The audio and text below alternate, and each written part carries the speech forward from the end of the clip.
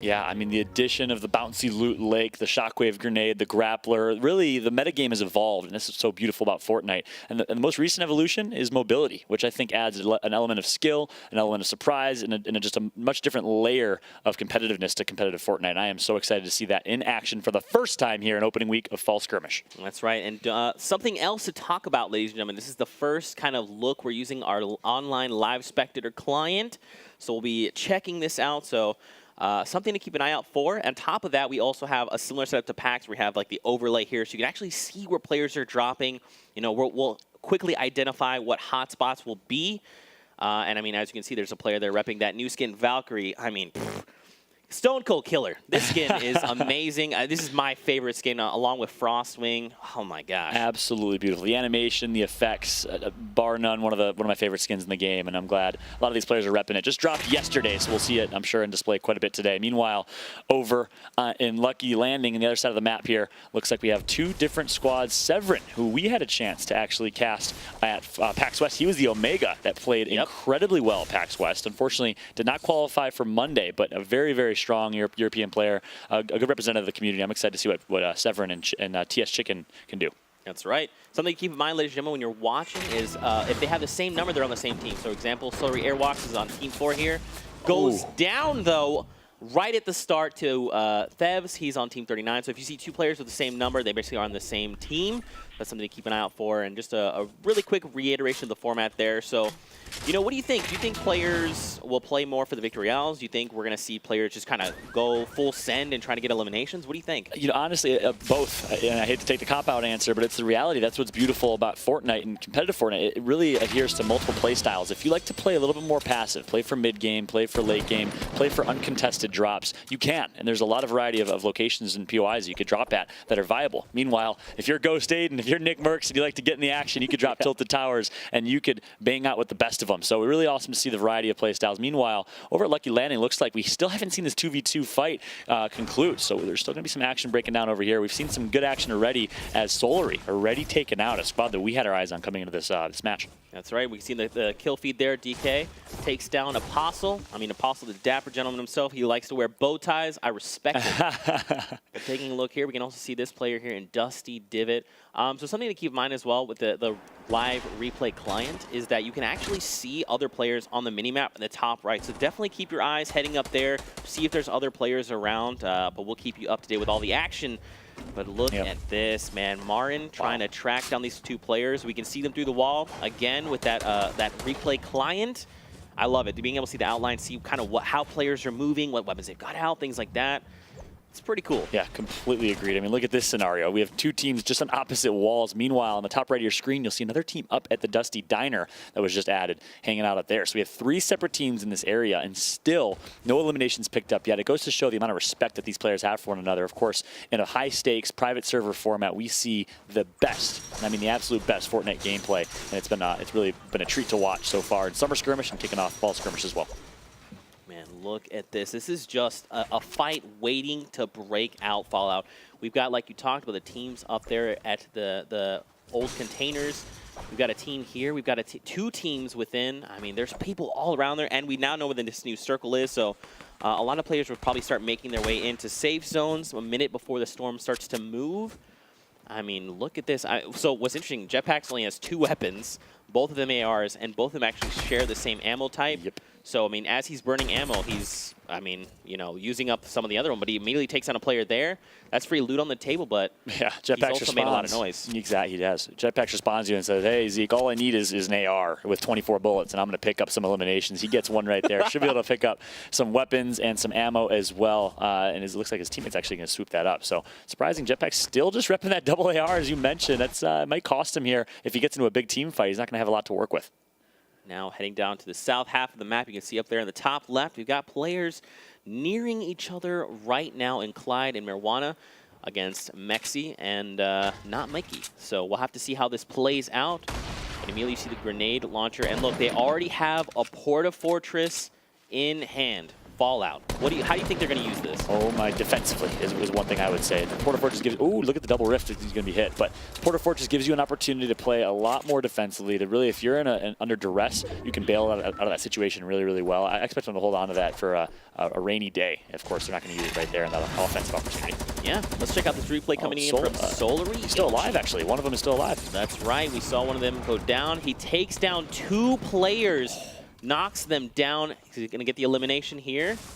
Interestingly enough, the Solary members are not playing together, so I take that back. I assume both the Solary players would be playing together. We saw a member of Solary die earlier in the game, get eliminated, and now it looks like Solary, Yoshi, and Jules in a good spot. So keep in mind that there is a duo and that Yoshi's playing someone else, but there's also, don't forget, the club. So they can only play with club members. Yep. So that's something interesting to keep in mind. In terms of duos and pairings all day long, yeah. Yeah, man. I mean, this format on top of the clubs is gonna change things very dramatically. Yep. We're gonna see things kind of unfold differently. And I think another cool thing to talk about is, Summer Skirmish was more about, honing in on fun, or rather the format and whatnot, and now we get to have a little more fun. We get to bring those formats back that people really liked, and then we get to do some new stuff with the clubs. So I'm really excited to see how that's going to change these 6 weeks. But boy, oh boy, a lot of action heating up. Look at this. We've got a grappler in play. I mean, look, I'm gonna tell you right now, I love the grappler. It is one of my favorite weapons, a great mobility tool, and it's just fun. You just fire it and you just go zipping around. You can do stuff like if you jump off a ledge, you can actually grapple the ground and zip yourself down and not take fall damage. There's so many cool little things you can do with it. And we're just scratching the surface of what we're going to see out of that item. I'm really excited for that. And really, I think everyone loves the grappler unless it's being used against you. Because it's such a powerful item. A missed sniper shot right there, I believe. Not sure if he picked up the tag just right there. But very close, very close. Fun fact, Harmy actually played at PAX. No way. Saw him, yeah. A couple Europeans making the trip. That's a long trip over to Seattle. So a lot of respect for our European competitors making the trek to Seattle to compete for, of course, the massive prize pool. $1.5 million prize pool is at PAX West. Another $10 million prize pool here for Fall Skirmish over 6 weeks. That, of course, will conclude at TwitchCon. Exciting things to come. It's going to be awesome. Yeah. It's going to be so much fun. But look, Fallout, the Storm is making its way in. Now, players are going to start to get funneled a little bit, right? Now they're going to start making their way into the safe zone. What do you think is the play here, right? So, like, if you're one of these players on the outside of the map, do you just go in and you just, make a spot for yourself? You just kind of wait? What do you think? Yeah, that was a key conversation. I know in talking to a lot of pro players at PAX West is the learning that you have to rotate early. I think that it's easier said than done. Everyone knows that they have to do it by textbook, but it's harder to do and actually in reality of the situation. But a lot of those players that are on the outskirts, that's typically where most people will lie. So by sitting on those outskirts, you put yourself at risk of running parallel to others and putting yourself in a pretty dangerous spot. I think the right play is to rotate early to center circle to not get caught in the mix here. And those players that are on the outskirts, we'll see if they can make it out alive. And take a look at this Fallout. 80 players still left. I mean, there's still so many people left alive. So if this continues, I mean, we see a knock there in the kill feed there. But, man, if this continues, we're going to see some of these tighter circles just nonstop action. Yep, that's for sure. Right in the face of Vitality, Mika. A couple shots can be picked up. He's going to lose his shield here. So a little bit damaged. No shield for Mika in this one. He's just going to actually break down the cover. Play a little more passive. Big fight going down over towards the containers. Gabby going to get downed. Looks like a Shockwave is going to get used. So we talked about the addition and the ability to escape. Shockwave and Grappler combo. Amarkot goes for the flashy play. Going to get taken out. The Vitality duo going to pick up 2. Well played from them. That was almost one of the craziest plays. So as you saw, he was mid-air, grapples over the enemy's head, almost zips across, but the enemy was waiting for it and picks off Amar. Man, oh man. Now here's the thing. They got to go find that grappler. I mean, if you saw this guy's got a grappler, you got to go get it. You got to use it yourself. That's how it works. That's 100% how it works. You have the passing of the torch, if you will. The passing of the grappler. It's right there. Micah, look, turn around. Micah, no, don't leave it. Does he not want it? Maybe he doesn't want it. You know what? He's probably just like, look, I don't need this. This would make me too strong, okay? All right? I can take down players. Believe in me, Zeke. You're right, Mike. I believe in you. Yeah, well done right there from Vitality, of course. Vitality, French esports organization, one of the premier esports organizations over in Europe. And they're showing why right now with some two strong players on their side, on the Fortnite side at least. Meanwhile, Yoshi and Jules. Looks like they're in a 2v2 standoff situation. Meanwhile, a lot of fights taken on the Epsilon squad. Speaking of premier organizations in Europe, they're entering the scene as well towards Fatal Fields. Look at this. This is a replay. So this was the replay from the fight we just saw for Micah So look, Amar's mid-air. He zips over, and immediately, look at that. Oh, my gosh. Those are hard shots to make, man. Hard shots indeed. It keeps the AR out rather than taking out the shotgun. Yeah. That's a bold play. Means he has trust and faith in his accuracy. Well shot from Mika in that one. Meanwhile, Skosis of AGO here. Just getting as many mats as they can. That's another big thing in these private server matches. You think it's easy to get mats, easier said than done. Yeah. It always becomes an issue in late game is material and resource containment. Yeah, I mean, especially as people start to tunnel, they start to fortify as much as they can. We'll have to see. Yeah, speaking of which, literally what we're saying, but like you talked about, it's a great point, is the shockwave grenade, man. That thing is going to change the way, and I hope we see a lot of it this time around in these coming weeks, because it's a game changer. Yeah, well said. Meanwhile, on board with Martin here. I believe this is a replay situation over towards Dusty. Actually, no, I think this is a live fight as Mika and Roby are going to be in a pretty bad spot here. No high ground for them, and they're really in this fishbowl that is Dusty Divot. A couple good, well-placed walls right there from Method Martin. He's going to put some shots over on the Vitality squad who's just trying to retreat. They recognize they're not in the best situation. They want to get out of it.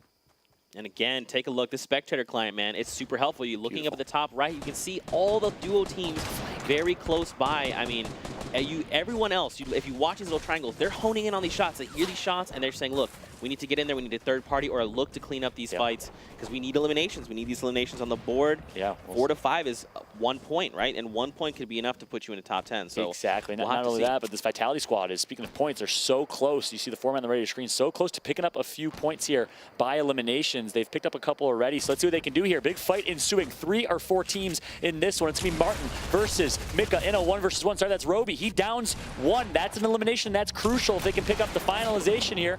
Meanwhile, it is going to be Jetpacks that downs Roby and neutralizes. Now, 1 versus 1 situation. Jetpacks versus Mika, I believe. A couple good shots are going to be put in. Ultimately, it is Mika that comes out on top. 3 eliminations for Mika, a few for Roby, and that should net them some points. Unbelievably well played there. Mika by himself now. I mean, you'll love to see it. If he can get 1 more, or rather 2 more eliminations, he's going to have a point on the board. You know, we talked about it, man, and we kind of talked about it a little bit at PAX as well. These elimination thresholds, they're tough. This is not easy, right? Everyone needs to show up and do the best that they can. And we're basically, it's a lot to ask for. I'll give you that, but it's worth it, right? A lot of these players are going to show up like Mika. I mean, we just saw him he's got 3 eliminations now. So if he has 1 more, that's 1 point. And even at PAX, we saw a lot of times where people would get so close. They get 1 elimination away from their first, second, third thresholds, and then they go down. And you can see the look in their face afterwards. You have the beautiful webcams as well. And one addition to this format that I absolutely love is the Hold the Throne edition. Yeah. We saw Aiden drop, I believe, 18 eliminations in his nightly qualifier. I mean, playing out of his mind. But because there was no Hold the Throne in that feature, that format, he was, I think, ended up, 10th through 15th place in the final standings. So the addition of Hold the Throne gives you an opportunity to really rack up some extra points and rewards the eliminations even further, which I think is awesome for the overall balance of the game. Absolutely. Couldn't agree with you more. And it means more eliminations that we get to see, so I'm not complaining. That's true. Take a look at the action from Mika's perspective here. We saw it from Jetpack's perspective, and look at that nice headshot. And the AR, sorry, make that a SMG, compact SMG finish there from Mika. Yeah. Man, he's 1 elimination away from that first threshold, getting himself a point. And man, these points they're sparse. You know, you get 3 points for victory outs, 2 points for second or third, and 1 point for fourth or fifth. And that's the thing, man. If you make it, let's say you make it a top 6 and you don't have any eliminations, that's great. You made it to top 6, but you don't have points. So it's I like that this format allows players to kind of play to their strengths, right? You can either play, look, I go full send, I get eliminations. That's great. You're going to get points. Yeah. Or I like to make my way to the final 6. I like to play very slow, very methodically, and I'm going to make decisions that matter. That's awesome. You're also going to get yourself points. So it's a really cool format. I've enjoyed this. And again, you mentioned earlier the Hold the Throne. Whoever has the most eliminations at the end of the game holds the throne. So that's just 2 points. They're up for grabs. I mean, during the summer skirmish, actually, during the Hold the Throne week, we saw people stealing the points left and right. So we'll have to see how that happens now. But Fnatic, Etnix, and Jarl go down. Oh, wow. So both members of Fnatic out of the count here. Meanwhile, on board with Madsen. And look at the amount of 1x1s built up here. It is training day right now for these individuals. They're just posting up and trying to get some long-range shots off. Look, I just want to point this out. There's 64 players left alive. Fallout. There's 64 players left in this game right now. Look at this. Look at how, first of all, look how evenly everyone's spread out, right? They're at basically long range, or just about. and they're waiting. No one's taking shots, right? No one's building. Everyone's just waiting. They're waiting for that moment when the storm comes in, forces players together. Yep. They're looking to clean up a few eliminations as they can, and then once we get the new storm circle, they're going to have to move. Exactly. You know what that means, though, is my favorite part as a caster and as a viewer, madness is about to ensue. 64 people, and look at how many players in one area right now. You already know fights are about to ensue. It's about to go down. Of course, the addition of shockwaves, porta fortresses are really going to help promote the fights in the end game. I'm really excited to see how the action breaks down. Look at how many players are. I mean, look, Lay is right next to Ukes. They're like one grid space away from each other. We've got players all over the place, and it's still at 64. Nothing has happened. But like you talked about, the madness is about to happen. We get a new circle. All right, so now this is where players start. They make the decision. Do I move now? Is it too soon? Do we just need to go secure a spot?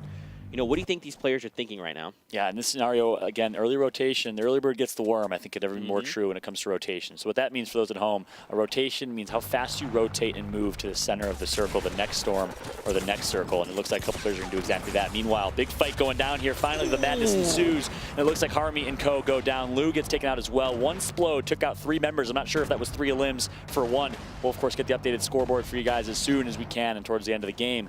But from 64 to 59 in the blink of an eye here, and look how small this last circle is. It's going to go down here in just a moment. And of course, we are an anti-gravity end game here. I absolutely love it, just like we saw at PAX West, which is so entertaining. It's going to be an interesting end game, that's for sure. That's right. So we kind of saw some of this play out during PAX, but these grav zones, if you don't know, they're basically these anti-gravity zones, right? You can hop around and it's almost like you're on the moon, right? So if you jump off a large structure, you're just going to float down very gently, but you're also, while jumping normally, you're going to be moving very slowly in an arc. So it actually makes it very easy for players. If they have like a hunting rifle, they can actually really easily take you out of the air, just because of how slow and you're floating. So people have to keep that in mind when they're in this zone. Yeah, there's an opportunity to use that anti-gravity, much like a bounce pad, to build yourself high and get high ground, but it's high risk, high reward, because you do make yourself a little bit vulnerable if you can't build very efficiently. Meanwhile, rotation's coming through. It looks like Jules is going to get a down on Svenos. So Svenos, a big name on the European seed. He goes down, not out just yet, but on board with Ali Gamers for now, who seems to be in a pretty safe spot here. There's still so many players left follow. We've only gone from 64 to 56. We saw one player go down, and look, the silenced AR, we talked about it. We're seeing it now. Ollie has it, but look at all these players. Just watch their health bars. Noisy up top goes down there. There's shots left and right. We just heard the sound of remote explosives. I mean, this is going to get really claustrophobic very quickly. Yeah, indeed. Ali Gamer's in a pretty good spot here just to stay alive and value his life. Meanwhile, looks like a member of Ghost Gaming representing here today, Train H Sops. Looks like he's going to get tagged up pretty hurt right now, trying to just stay alive and use that last mini shield in that campfire to get back to at least more of a desirable HP position. Man, there's so many people fall out. It's only down to 52 still. This is crazy. There's so many people packed in this tiny spot. And now look, where the new safe zone is down on the lower half of the map now. So some players are already there. They're good to go. But that means for everyone else, they have to start making these rotations. Yeah, one thing that's really interesting, maybe it's a European versus North American thing, but you don't really see many layers of elevation and verticality. You see that very often in the North American side, where players will build high, and you'll see kind of a high ground, a mid ground, and a low ground, 3 separate fights that exist. Meanwhile, everyone, for the most part, low to mid ground here, which means we're going to see a crazy battle on this rotation. Looks like it is Carnifex who's just sneaking his way over to that hill, or that next circle, in a pretty good spot right now, but expect madness to ensue here. I want to see some players build for high ground and try to create a second layer a little bit higher up to give themselves a vertical advantage. Man, Paul, this is getting intense. This is just 50 players. We've got 38 seconds left before this storm starts to move. And now everyone is literally going to be funneled in through the same spot, that northeast corner of the circle there. I mean, look, there's already a flood of people there. And don't forget, this is duos. So it's not just like 1 or 2 players. This is literally duo squads moving in troves. So we're going to see this action heat up very quickly. We're going to see the lobby probably go from like 46, I'd assume, down to 20, maybe even less. And look at you're right. Look at the mini map. I mean, it's all those triangles in one tiny area. It is awesome. You love to see this late game, how intense it is. One slight misstep could cost you your life in an instant. It's all about the flick of the wrist and the quick shotgun shots around the corner. We'll see who comes out on top with those. Meanwhile, looks like the rotation is going to come through. 35 seconds left until the storm will collapse in its new environment. Finally, people are building up towards high ground like madmen. But keep in mind, resource management in a very good spot here is this Black Knight with resources, almost 1,000 wood. He's going to pick up an elimination. That's Dementos, the man himself. He takes down someone there. We're down to 45. Only one player's gone down in the time we talked. Now Ollie here is drawing a bead, but can he make these eliminations? Keep in mind, everyone, they're fighting for eliminations. 4 eliminations gets them a point on the board. They need these points, or they need to make top 5 if they hope to score points coming out of this first game, rather. Yeah. And Ollie's a prime example. 0 eliminations right now, so Ollie playing purely for placement. Ollie can pick up some key eliminations right now. But I like what I'm seeing out of the secret squad. Dementos, of course, the young man who we saw perform in Summer Skirmish and in past events. Holding high ground. He's going to lose that high ground with the bounce pad here. Just going to build himself a nice box and a nice square to survive here. But Solari Hunter picking up some nice kills. Eliminations. Looks like his teammate has gone down there. He's about to fall. He has no health. There he goes. So now Dementos is by himself. But look at all these players everywhere. I mean, we see players going down left and right. Someone down there, down below. 2 players down there. I mean, this is getting absurd. Now, the Sky goes down. I mean, you literally just hear non-stop bullets. That's what you're hearing. Gunfire literally everywhere as people are... I mean, keep in mind, they're 1 or 2 grid space away. This player goes down as well. I mean, look, oh, there was a rift there. Someone used a rift. Wow. But Hex couldn't get there in time, so they're going to be allowed to reposition while in midair. Oh, we've got a grappler out as well. Oh my gosh, I didn't even think about a grappler in these situations. Game. Unbelievable. It is absolute warfare, absolute madness. You called it perfectly. I liked what I saw. I believe it was actually this squad here that held high ground, was able to get a nice headshot elim immediately on whoever that was peeking for just a moment. So if you team fire, and one thing they're talking about often is team firing in duos can be very efficient. Looks like the jump head's going to be missed there. Oh, no! Oh, finally hits it. He should be okay. Oh, no. Lothar goes down. He's lost in the storm. Windwalker took the L. Now we're down to 26 players. This lobby is very quickly getting thinned out. Oh my gosh, even look at the different elevations. I mean, oh, look, the grappler. We talked about it in these situations. Come on, make the shot. Look at this. You're just very quickly able to navigate these fights. And look, he lands on a med kit? A med kit. What? Okay, Merry Christmas, grapplers. My, oh my. This is changing this endgame as we know it. Absolutely love it. I'm looking to see who has a Shockwave or a Porta Fortress, because that would be massive in this late game scenario. You could easily, especially with the bounce pads of the Porta Fortress, you could easily get someone outside of the storm and make some plays there. Impulse grenades, of course, playing a big impact as well. No eliminations picked up as of yet. Finally, it's going to be 7, SSK7 picking up 1. Hunter grabs another here in the Solari squad. Is heating up. Oh my gosh. You know what I didn't even think about as well? Is with the addition, so if you're new to Fortnite, what we call it owning the wall. It means that you've placed this piece of structure down and you have rights to edit it. So as you look, we looked at this wall and it means it's red. That's not his wall. He can't edit it. Now with the Porta Fortress Edition, if you drop that when everyone's built around you, you own all those walls. You literally just consume everyone's structures around you, and then you have rights to edit everything. I need to see a Porta Fortress. That is a beautiful point, especially in this late game. So talk about ownership and possession. You can get possession of this entire circle with the Porta Fortress. It is that massive of a structure of a unit. Not only that, but you knock everyone potentially completely out of the circle into the storm and in a very dangerous spot. If anyone held on to that Porta Fortress, we saw it way earlier. I'm not sure which team that was and if they still have it in their possession, but that would be a game changer. Look at that high ground. Number 32 there. And look at this grenade launcher being used. So some GLs are going to come through here. Not going to connect for exploded elim just yet, but nicely placed right there from Hunter. Oh, that's a grenade. Oh my gosh, a grenade just came in there. Solari Kinstar goes down. Jam side got him. SSK has eliminated Kinzel there. Windstrike Meow eliminates Hex. 10 players left. I mean, look at this player. They have 6 eliminations, Fallout. If they get 2 more, that's 3 points. Hunter is on fire right now, just capitalizing every moment when he can. Yes. Again, we're down to 10 players. In the Solari squad, we talked about him a little bit in the pregame, performing so far. 6 elims, down to top 5 in players as well. Keep in mind, look at the right of your screen here. 2nd and 3rd place will get you 2 points. You want to survive for that 2nd place finish or 3rd place finish. Down to, look at this. Things are just happening left and right. Down to 7. Again, back over to Hunter. He has 6 eliminations. That in itself is huge. That's 2 points can hit the board. If he even just waits till 1 more elimination, that's going to be 1 point coming out for making just a top 5. I mean, oh, do you see the shockwave grenade? Oh my goodness. Is it on the ground? Yeah, it's right there. Okay. Is he going to be able to grab it, though? He's going. He knows he needs it. Yes. He's going to grab it. And ladies and gentlemen, here we go. No, he's not going to get it off. Can you believe it? And then he gets the elim with the trap right after. Oh, but he's okay. So he did find elimination. There's 4 players left in the game. The circle is closing, and everyone's falling down. Sorry, Rift to go here. Oh, someone goes down. Okay, so this is it. We've got 4 players left. 1 is down. I believe we're gonna go to a heal off. It's happening. Oh no, G-Master doing everything he can. There's a player there. Wait. Wow. Wait, he didn't realize it. He literally landed on top of G-Master. He did not realize it. That was his teammate.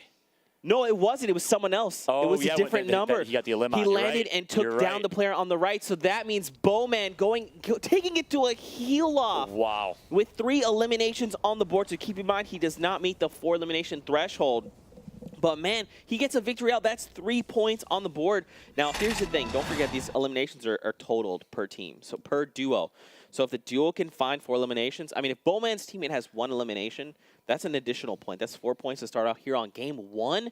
And don't forget, we also have the hold and throw mechanic. Whoever has the most eliminations, whatever duo team, they're going to have those 2 floating points for free. I mean, what a game 1. Unbelievable finish to that one as well. You called it perfectly. He drops, doesn't realize that someone is healing center circle right there at the finish, not able to pick up that elim, and then swoops, his teammate swoops in, picks up the elim, keeps him alive, and they did secure a 2nd place finish, which I think is huge. That's going to net them a few points. I believe that's 2 points for 2nd and 3rd. Well played right there across the board. What an end game. I mean, the fact that we had 64 people alive in the 3rd to last circle, 2nd to last circle before the rotating circle. I mean, it's unbelievable. I mean, we saw a lot of things, right? We saw the likes of the grappler. That's that new addition we talked about just after PAX. We saw how that makes players dynamic. You saw a player, they literally hopped in at the very edge of the circle, and they hopped up to another player's loot, and they had a med kit available to them. We saw him pick up the shockwave. Oh my gosh, so close, but so far. Oh, talk to me about that. What implications would that have had?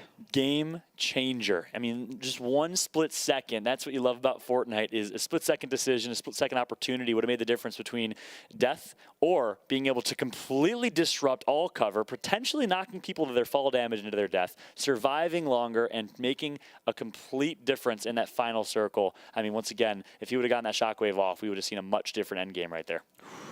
That was crazy. I mean, you guys at home, what do you think about all the action? This is only 1 game. We have 5 more games to go. Don't forget to hit us with the hashtag Fall Skirmish. Let us know how you're enjoying the action. Tweet at us. Let us know how you're enjoying Fallout. I mean, this guy's incredible. I'm just going to keep saying it. I'm going to keep reminding you about it because you need to know this. But, dude, that was crazy. I think the only thing that I would have liked to see potentially done differently is a Loot Lake ending. I'm just saying, let's go to Loot Lake. Bouncy. That would be amazing. We did have a little bit of an anti-gravity ending, which is nice, but Loot Lake bouncy ending, if it happens in one of our 12 games tonight across North America and Europe, I will be a happy camper. That's right. We've also got some replays to take a look at coming in from this first game. I mean, this was crazy. This was honestly like exactly what I wanted to see, just action coming out the gates. And you touched on it, but the fact that we got to one of those, like, I think it was 3rd circle, and we had 64 players left. Yep. That's absurd. So do you think that that's attributed to, like, first game jitters, or you think everyone is like, no, we know what we're doing. We're just looking to survive here? Like, what do you think we're seeing pan out? I would go with the former. I think it's more of first game jitters. You know, your first week of Fall Skirmish, a lot on the line here. There's a lot at risk. You're going to play a lot more passive of a game. We saw it at PAX West. Players that we're used to seeing playing mega aggressive. Tempo, Jail Mock, a lot of these players, Bowman, Severin on the European side, played a lot more passive in their game style. There's a lot more at stake here, and you're going to see people play a lot more passive because of that. Yeah, absolutely. I mean, and don't forget the clubs. You know, players are looking to try and get points for their clubs. If they score high, especially here during the competitive aspect, they're going to get these points on top of the weekly trials that they get to participate in during the week. I mean, Fall Skirmish, man, it's huge. We're back, bigger, badder than ever. I mean, I just don't even what are you hoping to see? Do you want to see anything done differently? What are you hoping to see, like, in Game 2? Yeah. If there's one thing, you're like, I need to see this seek. Or even in the next 5 we have to play. What's one thing you're hoping to see? You know, there's a lot to like about competitive Fortnite, and I hate to keep harping and bringing it back up, but a Porta Fortress or a Shockwave in that end game, we were so happy for the additions of those items. I would absolutely love to see some sort of mobility item that can completely change the landscape of that end game. Shockwave or Porta Fortress end game. Someone hold on to it, please, for the sake of me and Zeke. Yeah, I mean, you know, we touched on it a little bit, but owning a wall, right? If you can make an edit on a wall, you have advantage. If there's someone on the other side of a wall and you make a peek and you have a window, that means you have first shot opportunity, right? You just very quickly edit this window, and now you can take the shots. With a Porta Fortress, especially when people are this close to each other when 1-by-1s, you're just like, all right, this whole space is down mine. If you're outside the zone, you can't go make your way in. Keep in mind, the Porta Fortress is instant. It's an instant build. So it's not like where you build a wall and there's time for it to fill up on its HP. It's done once it goes down. So it's like, if you're, especially in those moments where everyone has low HP, and they're like, we have to get in from the storm. I have 30 HP. You just put a Porta Fortress down. I love that point. I'm not gonna lie, Zeke. This is why you are the man. I never even thought about that as an opportunity for that late game. You know, keep in mind a lot of live server games don't get so crazy in the end game like that. But beautiful point. That's why it's a legendary item, unlike its predecessor, the Porta Fort, which is only a rare item. But I'm really interested to see what happens with that Porta Fortress. A couple other things I want to see that we saw a little bit of in game number 1. I loved the gameplay out of Vitality Mika. It was beautiful mid-round play, nice rotations as a duo partner. The fact that we're watching duo play here, it's my first time having a chance to cast highly competitive duo play. I've casted a lot of solo matches in the past. I want to see some great teamwork, a variety of plays, and some bait and switch opportunities like we saw from the Vitality duo and a couple other duos. So the Solary squad, of course, playing incredibly well in that end game, getting second place as well. I'm really excited for those mid-game fights, those early game fights that we saw some action of in game number 1. Yeah, for sure. I mean, ladies and gentlemen, don't forget, these are highly competitive players. It's not like these are just pub stomps, right? We're not just setting them out in the live environment. We're putting a lot of the best players in the world together in one lobby. That's why we're seeing things like 64 players left in the lobby. That doesn't happen. I just played a duo game a couple minutes ago.